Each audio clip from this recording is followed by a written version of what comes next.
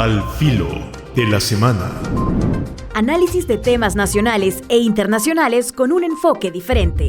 José María Tojeira, al filo de la semana. De nuevo al filo de la semana. Una semana que termina y una semana que empieza también, y que empieza con promesa de lluvias en abundancia.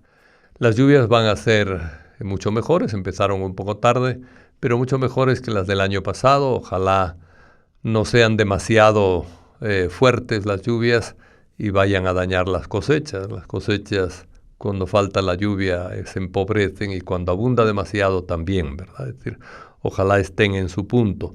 De momento nos han anunciado que el lunes va a haber una gran lluvia y que es probable que se prolongue martes y miércoles. Ojalá las exenciones, digamos, las liberaciones de clases que suele hacer el ministerio, no sean unas liberaciones demasiado anticipadas, porque a veces llueve mucho un día y al día siguiente no llueve, ¿verdad? O hay una lluvia suficientemente normal como para poder mantener las clases. Sí, pero bueno, la cosa es que hay que proteger a la gente, eso es cierto, pero sí tener en cuenta que especialmente en las universidades ya es gente adulta que, si no tiene una situación muy difícil, puede llegar con más facilidad a las clases. Ojalá de todas maneras las lluvias no creen desastres, ¿verdad? Esperemos que no, y que nos cuidemos todos unos a otros y nos ayudemos en caso de que veamos peligro de deslizamiento de tierras, que es lo que a veces pasa con las lluvias, o simplemente también pues destrucción por caída de árboles, etcétera, destrucción de techos, que tengamos la capacidad de alojar, acoger, ayudar a los que sufran cualquier tipo de problema a causa de las lluvias, ¿verdad? Bien, aparte de las lluvias, hay otros temas que quisiera comentar, ¿verdad? Es decir, vamos con los temas de nombramientos, ¿verdad? Hay precandidatos a magistrados de la Corte Suprema de Justicia, ¿verdad? Es decir, el Consejo Nacional de la Judicatura propone unos y las federaciones de abogados propone otras. La Asamblea Legislativa interroga a los candidatos, ¿verdad? Y es curioso, sobre todo con los de la FEDAES, que las interrogaciones se han centrado con frecuencia, no totalmente, ¿verdad? Pero se han centrado en el tema del régimen de excepción, a ver si estos candidatos a la Corte Suprema aceptan o critican el régimen de excepción. Los que han contestado con mayor claridad, vamos a decir así, claridad jurídica, han sido algunos que dicen, mayor claridad pero insuficiente, ¿verdad? Algunos que dicen que en el caso de juzgar a 900 personas había que garantizar que ellas tuvieran el derecho a la defensa efectiva, ¿verdad? Bueno, eso es lo mínimo, pero generalmente debían saber estos abogados, para ser buenos magistrados, que un juicio de 900 no garantiza la defensa efectiva de las personas. Porque culpar a 900 personas del mismo delito es sumamente complicado, ¿verdad? Es decir, hay gradaciones siempre en los delitos. Por eso hay un código penal, y un código penal más grande que la propia Constitución de la República, porque los delitos son muy diversos y muy diversificados, y los grados de responsabilidad en el delito también son grados diversos. El Código Penal es el que hay que seguir, ¿verdad? Y si se juzga a 900 personas por el mismo delito, generalmente es muy difícil el tener esa calificación adecuada. Y si no hay calificación adecuada, tampoco puede haber una defensa efectiva. Yo creo que la mayoría de los candidatos a la Corte Suprema tienen miedo de expresar un criterio jurídico claro y sensato sobre algunos efectos del régimen de excepción, como es la detención de una alta proporción de gente inocente, o como es un sistema judicial impuesto de 900 en 900 o en grandes cantidades que impide la defensa efectiva de las personas y todo el mundo tiene derecho a la defensa.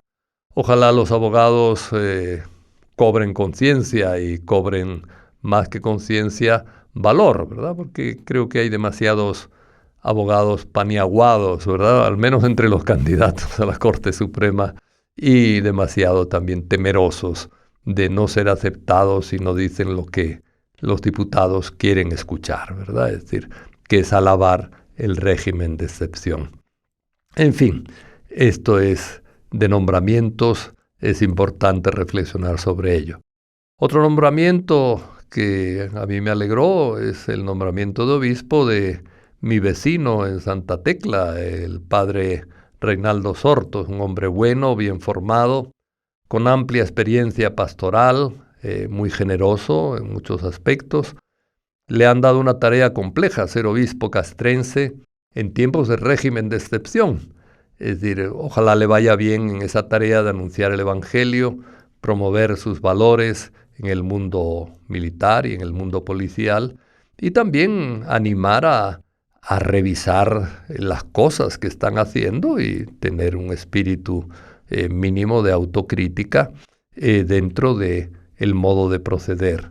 Los militares, por supuesto, tienen que obedecer las normas y la policía también son sujetos de obediencia, pero las cosas se pueden hacer mejor o peor, ¿verdad?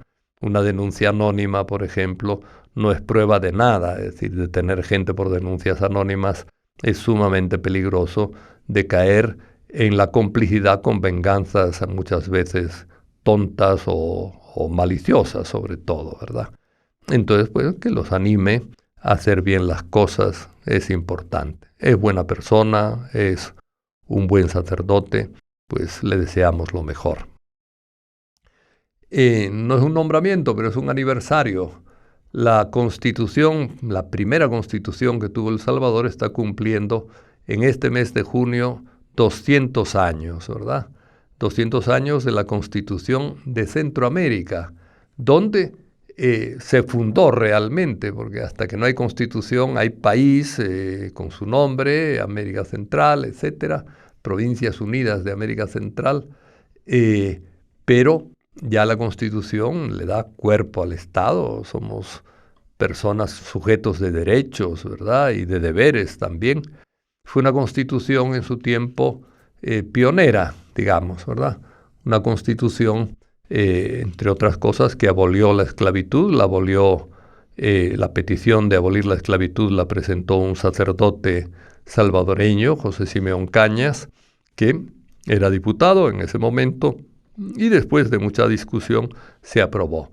Hay que decir que se aprobó la abolición de la esclavitud antes que en muchos países europeos, por supuesto antes que en Estados Unidos, antes que en México y antes que en muchos países de América Latina. Es decir, fue pionera la Constitución primera de Centroamérica y por tanto del Salvador también, ¿verdad?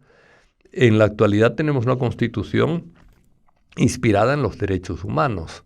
A veces se ataca mucho el tema de los derechos humanos y los defensores de derechos humanos, pero realmente quien defiende los derechos humanos está defendiendo la Constitución, porque la Constitución está inspirada en los derechos humanos.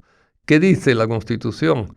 Bueno, que el Estado está al servicio de la persona, no la persona al servicio del Estado, sino el Estado al servicio de la persona, y por tanto tiene que dar educación universal, tiene que dar salud de calidad universal, tiene que buscar la justicia social, son textos de la Constitución, ¿verdad? Es decir, tiene que garantizar la libertad de todas las personas, etcétera, ¿verdad? Son derechos humanos básicos los que expresa la Constitución. De nuevo, no es una mala Constitución, a veces la hacemos mala o la servimos mal nosotros.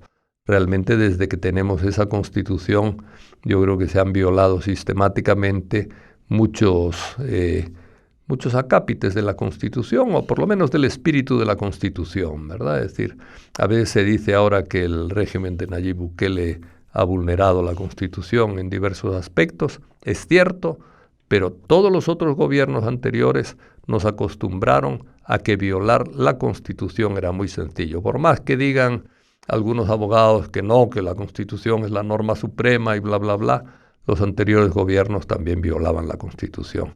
Ojalá cambiemos ese tipo de cultura de burlarnos de las leyes fundamentales y de no cumplirlas, ¿verdad? Es decir, y ojalá pues nos comprometamos más, toda la población civil, a tener una norma básica constitucional que realmente se cumpla y que esté inspirada en los derechos humanos y que defienda especialmente los derechos de los pobres, a tener unos derechos que son universales y que deben ser iguales para todos en el campo de la salud, de la educación, de las pensiones, etcétera, ¿verdad? Es decir, la universalidad de derechos y la dignidad de la persona humana que exige esa universalidad no se ha respetado, iba a decir que nunca, ¿eh? Es decir, se respeta en otros países poco, pero al menos se respeta algo. Yo creo que aquí ha sido muy difícil respetar de un modo universal la dignidad de la persona humana. Bien, eso sobre la Constitución. Y están presos un grupo de antiguos excombatientes. Difícil pensar que un grupo de ancianos esté creando un grupo terrorista y que planificaran atentados, etcétera, ¿verdad? Es decir, yo creo que en el país que tiene una costumbre de ir a los hechores concretos y no a los autores intelectuales, ahora de repente descubren autores intelectuales y no sospechosos concretos que anduvieran manipulando material explosivo que pudiera causar un acto terrorista. Es un poquito poco convincente esta detención. Ojalá es gente mayor, haya transparencia y rapidez en lo que se está haciendo. Y a mi juicio, ojalá, es difícil creer que fueran terroristas, ojalá recuperen pronto la libertad, ¿verdad? Es decir, Atilio Montalvo en particular no es una persona que sea para eso, para armar a un hombre anciano y enfermo, no está para andar organizando terrorismos, etcétera. Debería estar en casa y no preso, ¿verdad? Finalmente, hay algo positivo que quiero reseñar y que es importante. Va a haber una contratación importante de psicólogos en el sistema de emergencias médicas. Yo creo que esto es muy positivo y muy bueno, ¿verdad? Es decir, para el país. En el país ha habido un desprecio casi absoluto y permanente de la salud mental de las personas, ¿verdad? Es decir, un país que ha tenido guerras, que ha tenido desastres naturales, que ha tenido accidentes a escala, que ha tenido tanta criminalidad. Es un país con una enorme posibilidad de crisis psicológica en las personas. Y el sistema de salud no tenía psicólogos, ¿verdad? O si los tenía, eran una cantidad mínima, ridícula. A mí me contaba la doctora María Isabel Rodríguez, cuando fue ministra de Salud, que cuando ella llegó al ministerio, en el departamento de salud mental del ministerio, trabajaban 5 personas y solo 2 eran psicólogos. Los demás eran administradores. Entonces, eso es una burla de las necesidades del pueblo salvadoreño, ¿verdad? Que contraten más psicólogos, ojalá contraten una buena cantidad de psicólogos y que se haga una política pública de atención a la salud mental de los salvadoreños, me parece importante y muy positivo. Y eso es todo por hoy, de manera que a seguir y a protegerse de la lluvia en este fin de semana y en los días subsiguientes. Que tengan un buen fin de semana. Al filo de la semana.